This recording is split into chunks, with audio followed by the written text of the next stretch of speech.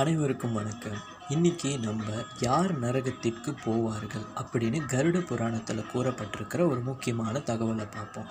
கருட புராணத்தோட 4வது அத்தியாயத்தில் யார் நரகத்திற்கு போவார்கள் அப்படின்னு கூறப்பட்டிருக்கு. நம்மளுடைய அண்ட சராசரத்தோடைய தெற்கு திசையில், அதாவது தென்புலத்தில் பித்ருலோகமும் நரகலோகங்களும் அமைந்திருக்கு அப்படின்னு கருட புராணத்தில் கூறப்பட்டிருக்கு. இதனால தான் நம்முடைய முன்னோர்களான பித்ருக்களை தென்புலத்தார் அப்படின்னு கூறுவாங்க. கருட புராணத்தை பொறுத்தவரை 28 முதன்மையான நரகலோகங்களும் அதை தவிர்த்து பல ஆயிரக்கணக்கான நரகலோகங்களும் இருக்கிறதா கூறப்பட்டிருக்கு. நரகலோகங்கள் என்பது அதிக துன்பங்கள், அதிக கொடுமைகள், அதிக தீமைகள், அதிக இருள், அதிக வெப்பம் இதெல்லாம் கொண்டதாக கூறப்பட்டிருக்கு. நரகலோகங்களை 7 அடுக்குகளாக வகுத்திருக்காங்க. அது என்னன்னு நான் ஒன்று வரிசைப்படுத்தி சொல்கிறேன். 1வது அத்தலம், 2வது வித்தலம், 3வது சுத்தலம், 4வது தலாத்தலம், 5வது மகாதலம், 6வது ரசாத்தலம், 7வது பாதாளம் அப்படின்னு கூறப்பட்டிருக்கு. இப்போ நம்ம மறுபடியும் நம்மளுடைய தலைப்புக்கே வருவோமே. நரகத்திற்கு செல்ல வழிவகுக்கும் பாவங்கள் அப்படின்னு சொல்லி கருட புராணத்தில் 3 வகையான பாவங்களை பகுத்து காட்டியிருக்காங்க. அதில் முதலாவது மகா பாதகங்கள், 2வது பாதகங்கள், 3வது உப பாதகங்கள். மகா பாதகங்கள்னால் பெரிய வகையான பாவங்கள், பாதகங்கள்னால் நடுத்தரமான பாவங்கள், உப பாதகங்கள்னால் கொஞ்சம் சிறுதன்மையான பாவங்கள் அப்படின்னு அர்த்தப்படுது. இப்போ நம்ம முதல்ல மகா பாதகங்கள் அப்படின்னா என்னன்னு பார்ப்போம். மகா பாதகங்கள் அப்படின்னா 5 இருக்குது. 1வது பிரம்மஹத்யை. பிரம்மஹத்யைனா அறமுடையவர்களை கொலை செய்பவர். 2வது சுராபானம். சுராபானம்னா மதுபானம் அருந்தி மயக்கத்தில் இருந்து கடமைகளை மறுப்பவர். 3வது ஸ்தேயம். ஸ்தேயம்னா திருடுபவர், கொள்ளையடிப்பவர். 4வது குரோஸ்தல பமவாசன் அப்படின்னா தந்தை மற்றும் தாய்க்கு சமமானவர்களோடு உடல் உறவு கொள்ளுதல். உதாரணமாக குரு அல்லது குருவின் மனைவி, இவர்களோடு உடல் உறவு கொள்கிறவங்களை அவ்வாறு சொல்லுவாங்க. 5வது மேற்கண்ட 4 பாவங்களை செய்தவர்களுக்கு துணையாக செயல்படுபவர் அல்லது தூண்டுபவர்.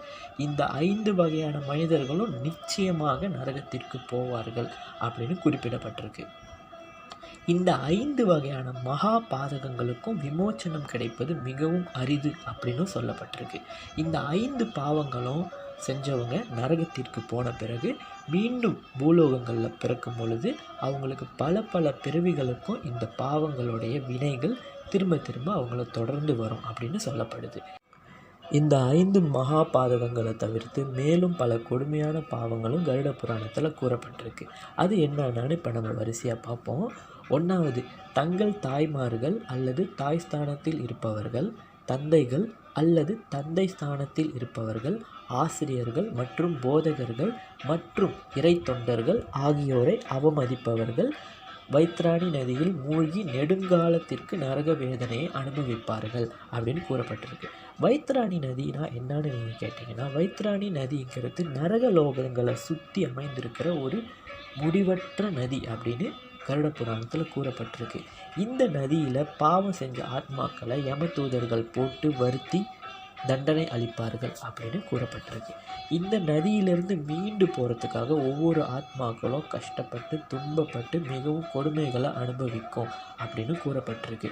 இறுதியாக தண்டனைகளை அனுபவித்த பிறகு தான் இந்த நதியிலிருந்து மீண்டு போய் யமனை சந்திக்க முடியும் அப்படின்னு கூறப்பட்டிருக்கு. அடுத்தபடியாக தங்களுக்கு உண்மையாக நடந்து கொள்ளும் மனைவிகளை கைவிடுபவர்கள் வைத்ராணி நதியில் விழுந்து தவிப்பார்கள் அப்படின்னு கூறப்பட்டிருக்கு. 3வது மற்றொருவரின் வாழ்வாதாரத்தை பறிப்பவர், மற்றவர்களுக்கு கொடுக்கப்படும் உதவியை தடுப்பவர், கெடுப்பவர், இவர்களும் அவ்வாறு தண்டிக்கப்படுவார்கள்னு குறிப்பிடப்பட்டிருக்கு. 4வது யாகங்கள், தெய்வ வழிபாடு, பக்தி கதை கூறுதல் ஆகியவற்றை தடுப்பவர்களும் அதே போல தண்டிக்கப்படுவார்கள்னு கூறப்பட்டிருக்கு. 5வது மற்றவர்களின் மனைவிகள் மீது மோகம் கொள்பவர், விருப்பமில்லாத கன்னிகளிடம் காமம் கொண்டவர், நல் ஒழுக்கம் உள்ள பெண்களை அவதூறு செய்பவர், கணவனுக்கு துரோகம் செய்யும் மனைவிகள் ஆகியோரும் இதே மாதிரி நரகத்தில் தண்டிக்கப்படுவாங்க அப்படின்னு கூறப்பட்டிருக்கு. இந்த 5 பாவங்களையும் செஞ்சவங்க வைத்ராணி நதியிலேருந்து மீள முடியாமல் அவதிப்படுவாங்க. மீண்டு வந்தாலும் யமதூதர்களை அவர்களை மறுபடியும் தூக்கி அந்த நதியில் வீசி துன்புறுத்துவாங்க அப்படின்னு சொல்லப்பட்டிருக்கு. இதுக்கு முன்னுக்கு நம்ம 5 வகையான மகா பாதகங்களையும் 5 வகையான பாதகங்களையும் பார்த்தோம். இந்த 2 தவிர்த்து மேலும் பல வகையான பாவங்கள் இருக்கிறதா கருட புராணம் சொல்லுது. இந்த பல வகையான பாவங்களை எல்லாம் உப பாதகங்கள் அப்படின்னு கருட புராணம் சொல்லுது. உப பாதகங்கள்னால் சின்ன வகையான பாவங்கள் அப்படின்னு பொருள்படும். சின்ன வகையான பாவங்களாக இருந்தாலும் இதை மீண்டும் மீண்டும் செய்கிறதுனால கண்டிப்பாக அந்த மனிதர் இறந்த பிறகு நரகலோகங்களுக்கு போய் அதற்குரிய தண்டனையை நிச்சயமாக அனுபவிப்பார் அப்படின்னு கருட புராணம் தெளிவாக சொல்லுது. இப்போ நம்ம உப பாதகங்கள் என்னென்னு வரிசையாக பார்ப்போம்.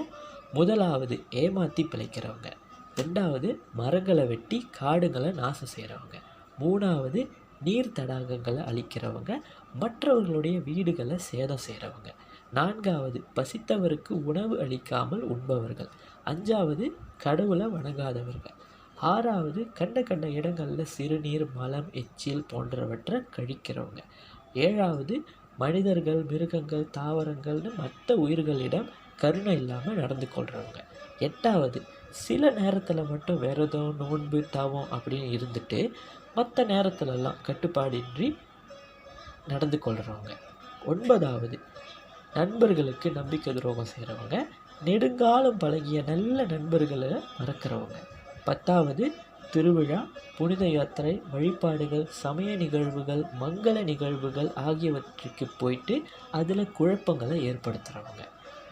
இதெல்லாம் 10 வகையான உப பாதகங்கள் அப்படின்னு குறிப்பிடப்பட்டிருக்கு. இந்த 10 தவிர்த்து மேலும் 10 வகையான உப பாதகங்கள் கருட புராணத்தில் குறிப்பிடப்பட்டிருக்கு. அது என்னன்னு இப்போ நம்ம பார்ப்போம்.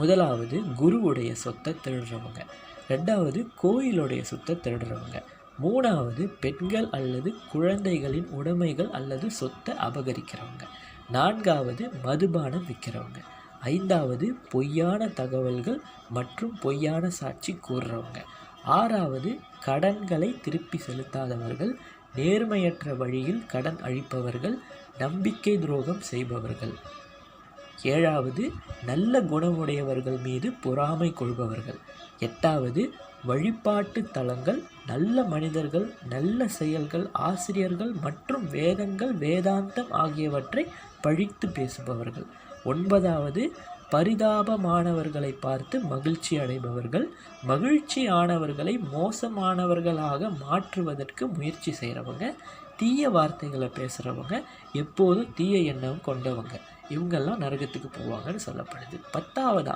நல்ல ஆலோசனையை கேட்காதவங்க அல்லது சாஸ்திரங்களுடைய நன்மையான வார்த்தைகளை கூட கேட்காதவங்க, கட்டுக்கடங்காதவங்க, மூடத்தனமானவங்க, தங்களை கற்றவர்கள் அப்படின்னு சொல்லி கர்வம் கொண்டிருக்கிறவங்க, இவங்க எல்லாமே நரகலோகங்களுக்கு போவாங்க அப்படின்னு கருட புராணத்தில் சொல்லப்பட்டிருக்கு. ஆகவே கடைசியாக கருட புராணம் என்ன சொல்லுதுன்னா, உண்மையான சிவபக்தர்களையும் ஹரிபக்தர்களையும் யம தூதர்கள் நெருங்குவதில்லை. இவர்கள் இறந்த பிறகு கைலாயம் மற்றும் வைகுண்டம் ஆகிய உயர்ந்த லோகங்களை அடையிறாங்க. இவர்கள் மீண்டும் உலகத்தில் பிறக்கிறதும் இல்லை அப்படின்னு கருட புராணம் தெளிவாக சொல்லுது. ஓம் நம சிவாய.